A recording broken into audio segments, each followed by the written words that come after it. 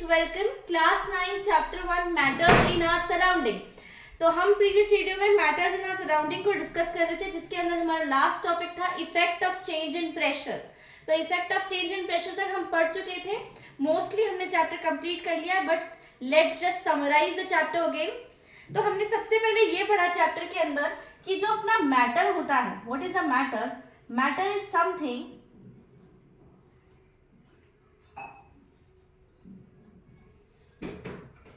Matter is something that consist of some particles. कि matter क्या होता है? मैटर एक ऐसा सब्सटेंस होता है जिसके अंदर कुछ पार्टिकल्स होते हैं। Matter around us exist in 3 states. हमने ये भी पढ़ा कि जो मैटर होता है वो हमारे पास 3 स्टेट्स के अंदर कंसिस्टेड होता है, which is the solid state, the liquid state and the gaseous state. फिर हमने ये पढ़ा कि इन सभी स्टेट्स की अपनी अपनी फोर्स ऑफ अट्रैक्शन होती है between all the particles and which are maximum in solids. Mostly हम सॉलिड्स में देख सकते हैं कि सॉलिड्स की जो फोर्स ऑफ अट्रैक्शन होती है वो सबसे ज्यादा होती है। और जो फिर हमने लिक्विड में देखा था, लिक्विड हैज एवरेज डेंसिटी। तो लिक्विड की जो फोर्स ऑफ अट्रैक्शन होती है that is almost equivalent to intermediate. फिर हमने देखा था गैसेस में जो हमारी फोर्स ऑफ अट्रैक्शन होती है दैट इज मिनिमम। तो मैं नीचे लिख देती हूँ, in solids we have maximum force of attraction.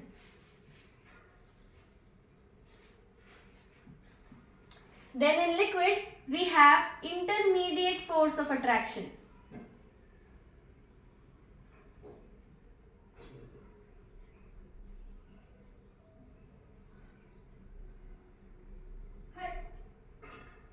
And in gaseous we have minimum, मतलब बहुत slightest force of attraction होती है, minimum force of attraction। ये हमने पढ़ा था कि मैटर पार्टिकल से कंसिस्टेड होता है। मैटर 3 टाइप्स में डिवाइडेड है, which is solid, liquid and gas. जो सॉलिड होती है उसकी फोर्स ऑफ अट्रैक्शन मैक्सिमम होती है, यानी सॉलिड्स के अंदर जो पार्टिकल्स होते हैं वो एक दूसरे से इतने बाउंडेड होते हैं क्लोजली कि उनकी फोर्स ऑफ अट्रैक्शन की जो स्टेट होता है that is way to above. Liquid की इंटरमीडिएट यानी मिडवल जो फोर्स होता है अट्रैक्शन का वो होता है, एंड गैसियस में हमको मिनिमम फोर्स ऑफ अट्रैक्शन मिलता है। फिर हमने इसके बाद पढ़ा था कि जो स्पेसेस होते हैं इनके अंदर के पार्टिकल्स से वो काइनेटिक एनर्जी के थ्रू पार्टिकल्स को डिवाइड करता है कि वो कैसे मैक्सिमम होंगे, इंटरमीडिएट होंगे और कैसे वो मिनिमम होंगे। यानी हमारा जो ये क्लासिफिकेशन हुआ है मैक्सिमम होने का, इंटरमीडिएट होने का और मिनिमम होने का, ये सभी डिसाइड हुआ है by the help of kinetic energy. यानी जब हमने सॉलिड, लिक्विड और गैस के अंदर के पार्टिकल्स के अंदर फोर्स ऑफ अट्रैक्शन लगाई और काइनेटिक एनर्जी को अप्लाई किया, उसके बेसिस पे हमने देखा कि सॉलिड, लिक्विड और गैसियस कंपाउंड्स या गैसियस जो पार्टिकल्स हैं वो in level of force of attraction पे वर्क करते हैं। उसके बाद हमने पढ़ा कि जो अरेंजमेंट होती है वो पार्टिकल्स की, उनका जो ऑर्डर होता है वो डिपेंड करता है कि वो किस काइंड का मैटर है। जैसे सॉलिड अगर कोई मैटर है तो उसके अंदर जो अरेंजमेंट होती है पार्टिकल्स की दैट इज क्लोजली और टाइटली पैक्ड।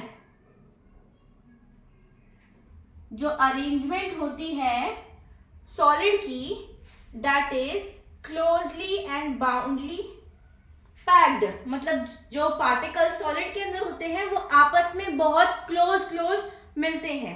फिर हम बात करते हैं लिक्विड की। लिक्विड के जो पार्टिकल्स होते हैं they just slip and slide. Slip and slide का मतलब होता है कि पार्टिकल्स क्लोजली बाउंडेड तो होते हैं बट डिसऑर्गेनाइज होते हैं।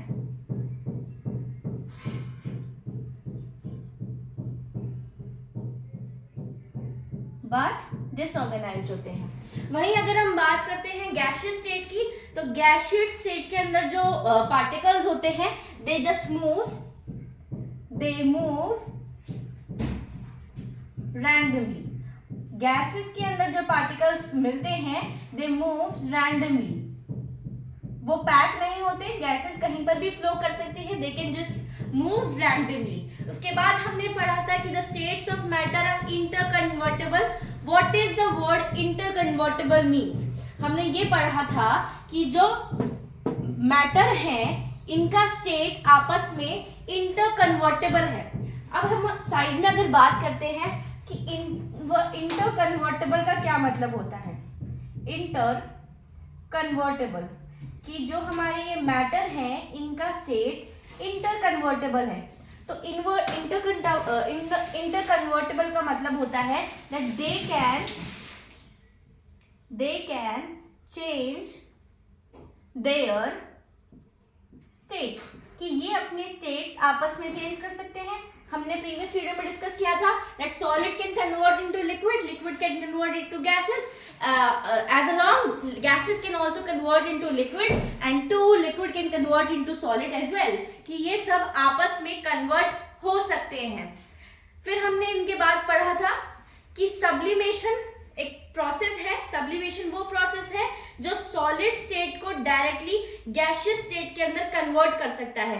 तो मैंने बोला था इन सब प्रोसेसेस को हम डीपली अपनी आगे की क्लास में पढ़ेंगे, लेकिन उससे पहले आपको इनका एक क्विक आइडिया होना चाहिए। तो उस क्विक आइडिया के लिए मैं आपको थोड़ा बहुत रेफरेंस दे देती हूँ about this topic.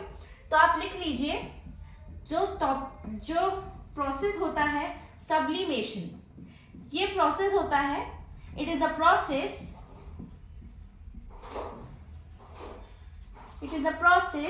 In which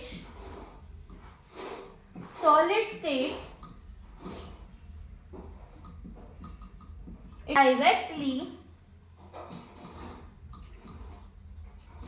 directly converts into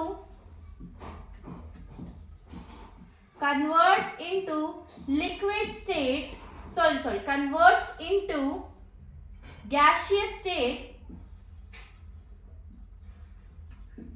without going to the liquid state। यानी इसके अंदर जो सॉलिड पार्टिकल्स होते हैं वो गैसियस पार्टिकल्स में कन्वर्ट हो सकते हैं without going to the liquid state, यानी बिना लिक्विड स्टेट के अंदर जाए डायरेक्टली हम सॉलिड टू गैसियस कन्वर्जन कर सकते हैं।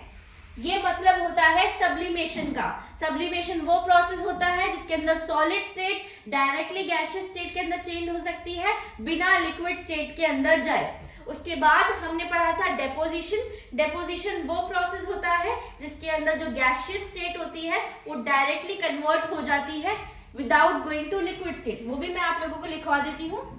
इसके बाद हमने एक प्रोसेस पढ़ा था दैट इज डेपोजिशन। पिछली वीडियो में मैंने एक डायग्राम बनाया था, उसके थ्रू आप बेटर समझेंगे। Deposition it is a process in which gaseous state converts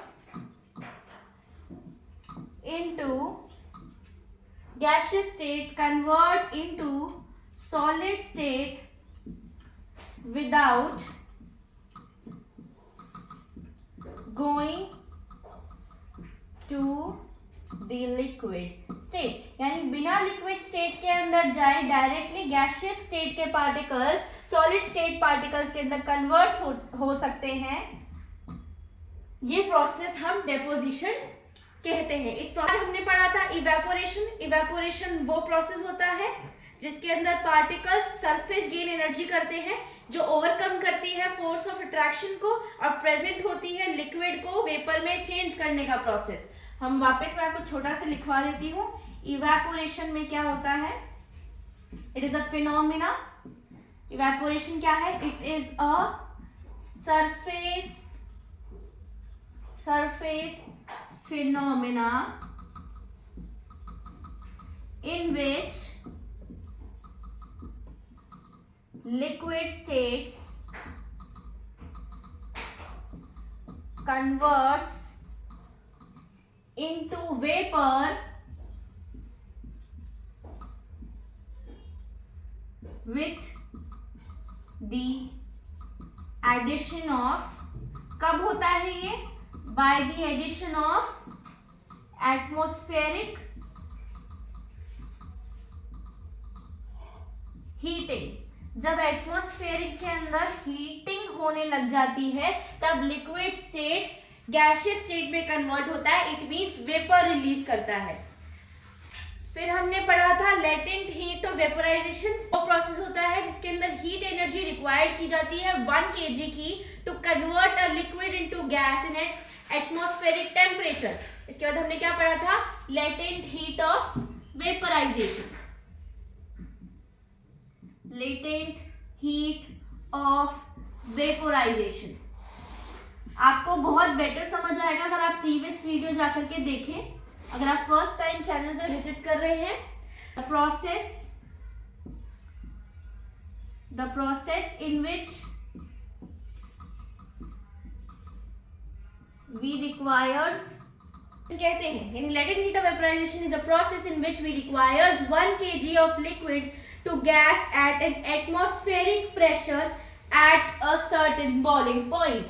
At an certain boiling point. एक certain boiling point के ऊपर जब 1 kg का लिक्विड कन्वर्ट होता है गैस में, उस प्रोसेस को हम कहते हैं latent heat of vaporisation. Please mark it out guys. उसके बाद हमने पढ़ा था latent heat of fusion. Latent heat of fusion वो प्रोसेस होता है which we have the amount of energy required to change 1 kg of solid into liquid at its melting point. तो ये भी मैं आपको लिखवा देती हूँ that what is a latent heat of fusion, which means the amount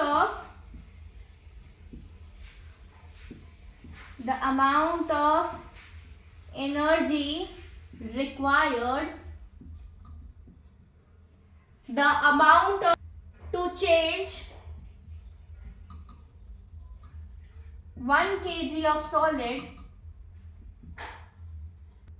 at its melting point. यानी इसके melting point पर जब एक 1 kg का सॉलिड कन्वर्ट होता है लिक्विड के अंदर, इस प्रोसेस को हम कहते हैं लेटेंट हीट ऑफ फ्यूजन. उसके बाद गाइस हमने पढ़ा था इस चैप्टर के अंदर about the different effects of pressure. उसके लिए आप पुरानी वीडियोस देख सकते हैं. आइए कुछ क्वेश्चंस मैं आपको सॉल्व करवा देती हूँ. जिसके अंदर फर्स्ट क्वेश्चन है to convert the following temperature to the celsius scale. यानी question 1 says to convert the following temperature to the Celsius scale. यानी एक सर्टेन टेम्परेचर को सेल्सियस स्केल के अंदर कन्वर्ट करना है. उसका क्वेश्चन हम देखेंगे. So the question number 1 is of 300 kelvin को हम सेल्सियस स्केल के अंदर कैसे कैलकुलेट करते हैं. सो to calculate 300 Kelvin to Celsius, we have to minus the temperature, the given temperature. इसे हमको दिया है 300 Kelvin. अब 300 Kelvin को मुझे सेल्सियस स्केल के अंदर कन्वर्ट करना है. अब हमें पता है सेल्सियस स्केल के अंदर we have 273 degree Celsius at total.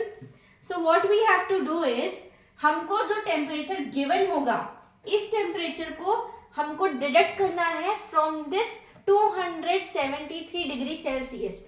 Now if my question is 300 kelvin, the solution would be 300 minus 273 degree Celsius. तो अब मैं 300 में से जब 273 डिडक्ट कर दूंगी then I will got 7 degree Celsius as the answer. तो जब हम 300 डिग्री केल्विन को सेल्सियस के अंदर कन्वर्ट करते हैं then we have to deduct it from 273 degree Celsius. Now जब हमने 300 को 273 से डिडक्ट किया वी गेट 27 डिग्री सेल्सियस. ऐसे ही हमारा नेक्स्ट क्वेश्चन है। Next we have 573 Kelvin. तो जब 573 केल्विन को हमको डिग्री सेल्सियस के अंदर कन्वर्ट करना पड़ेगा, तब हमको 573 को माइनस करना पड़ेगा 273 डिग्री सेल्सियस में से। हमारा आंसर आएगा 300 डिग्री सेल्सियस। तो ये है फर्स्ट क्वेश्चन का सॉल्यूशन। आई होप आपको ये समझ आया होगा। Let's go to the second question. What is the physical state, यानी पानी का क्या स्टेट होगा ऑफ वाटर एट। अब इसमें हमको पहला टेम्परेचर दिया हुआ है, वो पहला टेम्परेचर है 250 डिग्री सेल्सियस पे। तो 250 डिग्री सेल्सियस पे पानी का क्या फिजिकल स्टेट होगा? तो पानी गैस के फॉर्म में होगी। तो the water will be in the water will be found in the gaseous state। हमको गैस के स्टेट में मिलेगा पानी एट 250 डिग्री सेल्सियस। तो ये है आपका आंसर। सेकेंड टेम्परेचर इसने हमको दिया हुआ है, what will be the physical state of water at 100 degree Celsius. तो वाटर का 100 डिग्री सेल्सियस पे जो स्टेट होता है, उस स्टेट को हम बोलते हैं इक्विलिब्रियम स्टेट। उस स्टेट को हम इक्विलिब्रियम स्टेट क्यों बोलते हैं? क्योंकि उस स्टेट पे जो पानी होता है वो बॉइलिंग पॉइंट पे होता है। क्योंकि हमको पता है कि जो बॉइलिंग पॉइंट होता है, बॉइलिंग पॉइंट ऑफ वाटर जो होता है दैट इज 100 डिग्री सेल्सियस। तो 100 डिग्री सेल्सियस पे पानी लिक्विड भी होगा तो वेपर भी होगा। तो हम इसके अंदर ये लिख सकते हैं that at 100 degree Celsius the water लिब्रियम, ये जो पानी होगा वो हमारा इक्विलिब्रियम स्टेट पे होगा। नेक्स्ट क्वेश्चन है, for any substance why does the temperature remain constant during change of state. तो थर्ड क्वेश्चन पे आते हैं। अब थर्ड क्वेश्चन हमारा कहता है कि for any substance why does the temperature remains constant during the change of state. कि कोई भी सब्सटेंस टेम्परेचर चेंज होने पर भी सेम टू सेम कैसे रह लेता है जबकि उसका स्टेट चेंज हो जाता है।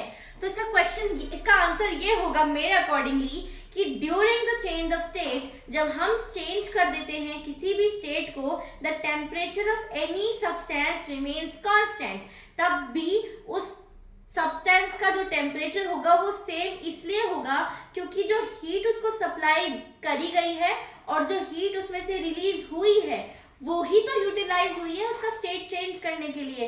तो जब किसी सब्सटेंस का स्टेट चेंज करने के लिए सेम अमाउंट ऑफ एनर्जी, और सेम अमाउंट ऑफ एनर्जी वही है जो रिलीज हो रही है या यूटिलाइज हो रही है, तो ऑफ कोर्स उसका जो फोर्स ऑफ अट्रैक्शन होगा पार्टिकल्स का, दैट विल बी ओवरकमिंग। वही फोर्स ऑफ अट्रैक्शन होगा जो उसको यूटिलाइज किया गया है on the time of releasing. तो इस वजह से जो हीट होती है वो कंट्रीब्यूट नहीं करती है टेम्परेचर को बढ़ाने में या घटाने में, क्योंकि जितनी हीट प्रोवाइड करी गई उतनी हीट रिलीज भी हुई। तो अगर हीट का सिर्फ यूटिलाइजेशन रिलीजिंग और इंक्रीजिंग है तो हीट का कोई कंट्रीब्यूशन नहीं है in the effect of change in temperature. तो टेम्परेचर चेंज के बाद सब्सटेंस के ऊपर कोई फर्क नहीं आएगा, और इसीलिए हमने पढ़ा था latent heat of temperature. Latent heat of temperature यही बताता है आपको कि जिस अमाउंट की एनर्जी हमको मिल रही है उसमें सिर्फ जो सब्सटेंस है वो चेंज हो रहा है, उसकी स्टेट चेंज हो रही है, लेकिन यूटिलाइजेशन और अमाउंट ऑफ एनर्जी तो एक लिमिटेड पॉइंट ऑफ टाइम पे ही अप्लाई किया गया है, और वो सिर्फ इतना ही अप्लाई किया गया है कि उसकी एनर्जी रिलीज हो सके। तो कोई भी कंट्रीब्यूशन नहीं होता हीट का in increasing or decreasing the temperature of the substance. So the answer for this question is during the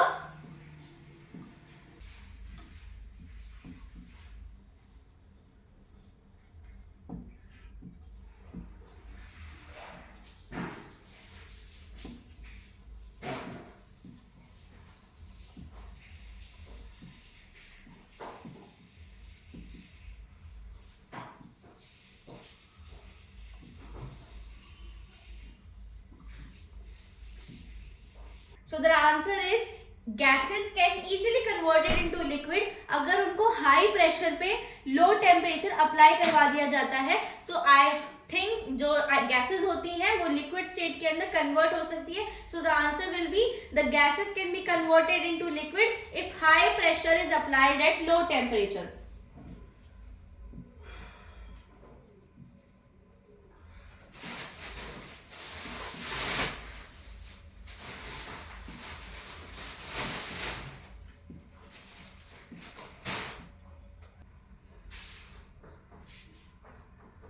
next आपकी टेक्स्ट बुक में एक और क्वेश्चन है.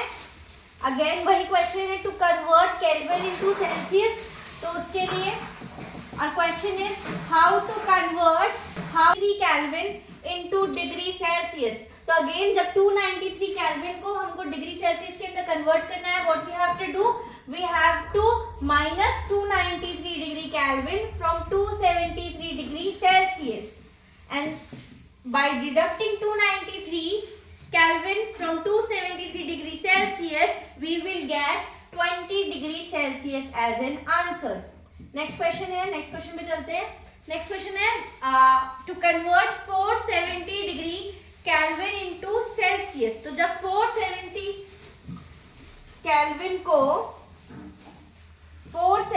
केल्विन को हमको डिग्री सेल्सियस के अंदर कन्वर्ट करना है, अगेन हमको सेम प्रोसेस करना है, that we have to deduct 473 में से 273 डिग्री केल्विन डिग्री सेल्सियस को जब हम डिडक्ट करते हैं, we get 997 degree Celsius as the answer. I hope you get it. The next question is to convert the following temperatures to Kelvin scale.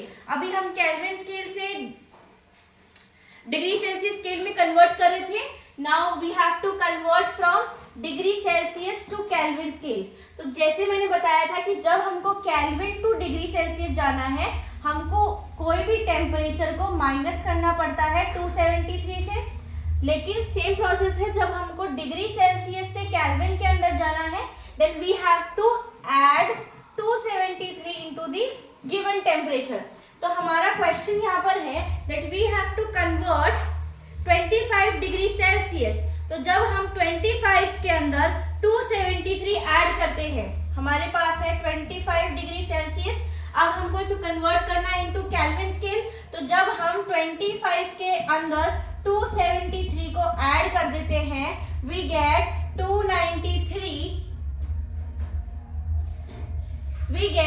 298 Kelvin as the answer. Next question है, now we have to convert 73 degree Celsius into Kelvin scale. तो जब हम 373 degree Celsius को Kelvin state के अंदर convert करते हैं, what we have to do is we have to add 273 into 373 Kelvin and we get 646 Kelvin as the answer. तो ये प्रोसेस था डिग्री सेल्सियस से केल्विन स्केल के अंदर कन्वर्ट करने का. तो जब भी हम डिग्री सेल्सियस से केल्विन के अंदर कन्वर्ट होते हैं, हम कोई भी टेम्परेचर जो हम कन्वर्ट करने के लिए दिया जाता है, उसके अंदर 273 डिग्री को ऐड कर देते हैं. We have solved the question about the physical state of water. आगे भी ऐसे क्वेश्चन है that what will be the physical state of water at 25 degree Celsius. तो आपको क्या लगता है what will be the physical state of water at 25 degree Celsius? So the physical state of water at 25 degree Celsius पे आपको क्या लगता है पानी कैसा होगा? So मेरे अकॉर्डिंग जो पानी होगा at 25 degree Celsius, it will be in the form of liquids के, because we know that the boiling point of the water is 100 degree Celsius. तो अगर 100 डिग्री सेल्सियस है पानी का बॉइलिंग पॉइंट, तो बॉइलिंग पॉइंट से बिलो जो भी हमारे पास टेम्परेचर होगा, उस टेम्परेचर के अंदर जो वाटर हमारे पास होगा वो लिक्विड स्टेट के अंदर ही होगा. Next, what will be the physical state of water at 0 degree Celsius? तो 0 डिग्री सेल्सियस के ऊपर 0 डिग्री सेल्सियस के ऊपर हमारा पानी दोनों फॉर्म में एग्जिस्ट करेगा. तब वो चीज रीजन के ऊपर डिपेंड करेगी। अभी हम नॉर्थ में रहते हैं, जो लोग साउथ में रहते हैं, जो कोस्टल एरियाज में रहते हैं, उसके ऊपर डिपेंड करता है कि आप रह कहाँ रहे हो and what is the reason. क्योंकि 0 डिग्री सेल्सियस पे जो पानी होता है it exist in both the solid and the liquid form. अगर मैं साउथ पोल पे जाने रहने लग जाऊं तो वहां पर मेरा पानी at 0 degree Celsius will be in the form of solid.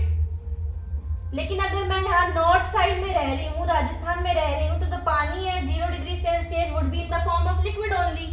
सो हमको 0 डिग्री सेल्सियस पे जो वाटर होता है वो सॉलिड स्टेट में भी और लिक्विड स्टेट में भी, दोनों ही स्टेट में दिखाई देता है। अगेन मैंने बताया था कि at 100 degree Celsius the water is in the form of equilibrium state.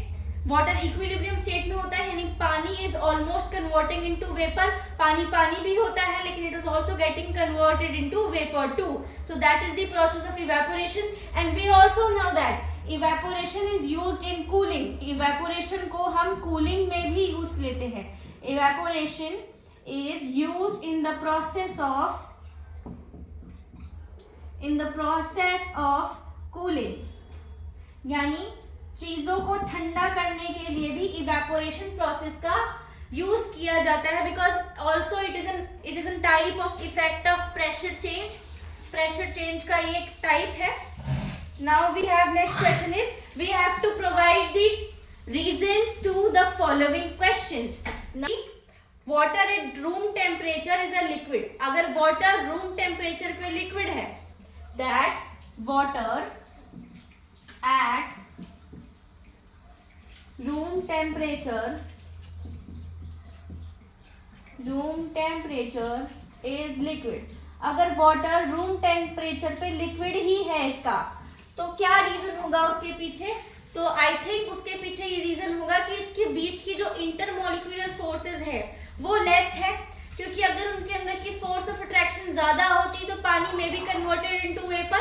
अगर रूम बहुत गर्म होता और उसको हीट मिल रही होती तो इस प्रेशर के चेंज से वाटर क्या कर सकता था? वाटर कन्वर्ट हो सकता था into the form of liquid, into the form of heat, into the form of vapour. But अगर वो रूम टेम्परेचर पे लिक्विड है, इसका मतलब उसकी जो इंटरमोलिक्यूलर फोर्सेस है वो लेस है। The intermolecular forces are less. उसकी इंटरमोलिक्यूलर फोर्सेस लेस है।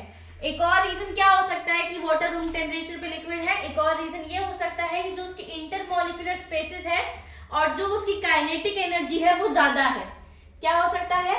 दैट कि उनके बीच का जो स्पेस है, इंटरमोलिक्यूलर जो उसका स्पेस है, स्पेस और जो उसके ऊपर काइनेटिक एनर्जी लगाई जा रही है, काइनेटिक एनर्जी, वो दोनों ही क्या है?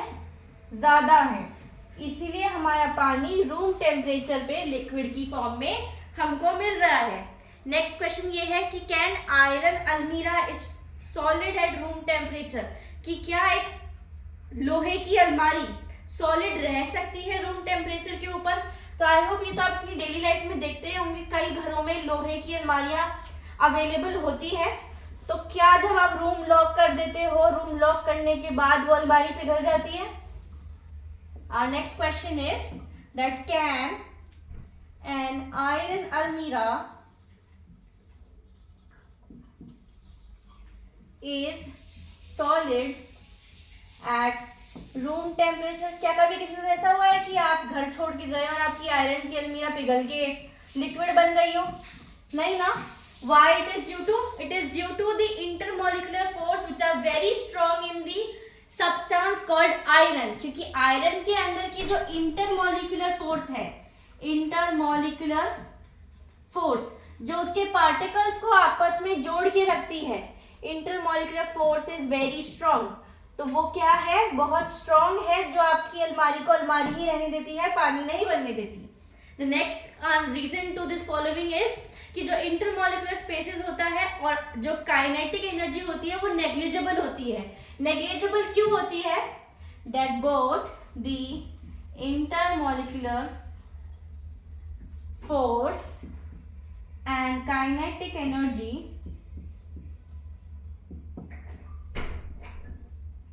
Is very negligible. Negligible means almost ignore, almost equivalent to zero, कि जो उसके ऊपर फोर्स लगाई जा रही है, जो काइनेटिक एनर्जी लगाई जा रही है, वो लगाने के बावजूद भी आपकी अलमारी की तरह है, तो वो इसलिए है क्योंकि इसके अंदर की जो इंटरमॉलिक्यूलर फोर्स है उसको ऑलमोस्ट जीरो कर रखा है, इट इज ऑलमोस्ट इक्विवेलेंट, और उसके अंदर के जो मॉलिक्यूल्स हैं वो आपस में बहुत ज़्यादा टाइट हैं, और यही रिजल्ट रहता है कि जो आपकी आयरन की अलमीरा है वो जिस शेप में आप छोड़ के जाते हो रूम टेम्परेचर पे, उसी शेप में, उसी डेफाइनाइट शेप में, उसी डेफाइनाइट वॉल्यूम में, सॉलिड के फॉर्म में ही आपको नजर आती है।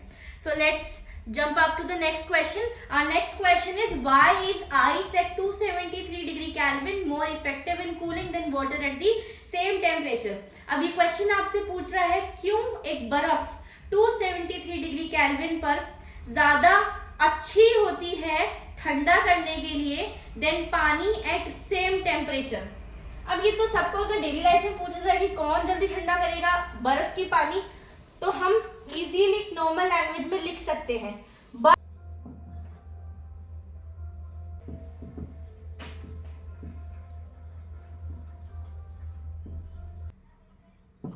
So the answer for this is the ice at 273 Kelvin has less energy than water, कि जो आइस होगी हमारे पास at 273 डिग्री केल्विन उसके पास कम एनर्जी होगी वाटर के पास। वो इसलिए होगी क्योंकि आइस के अंदर एक कैपेबिलिटी होती है कि वो अपनी सराउंडिंग से सारी एनर्जी को एब्जॉर्ब कर सके in the form of latent heat, क्योंकि लेटेंट हीट वाला जो प्रोसेस था उसके अंदर एक particular amount of pressure, atmospheric pressure डालना पड़ता है to have the effect of the pressure. Now to become water, water के पास ऐसा कोई एडवांटेज नहीं होता कि वो इफेक्ट कर सके कूलिंग के ऊपर अपने होने से एट द रूम टेम्परेचर। सो इसीलिए जो आइस होती है at 273 degree kelvin is more effective for cooling. So it was the last question from my side. अगर आपको कोई डाउट हो तो आप कमेंट में लिख सकते हैं। Do like, share the video and comment down below if you want any changes or implementation on it. Till then, subscribe to my channel and stay tuned for the next video.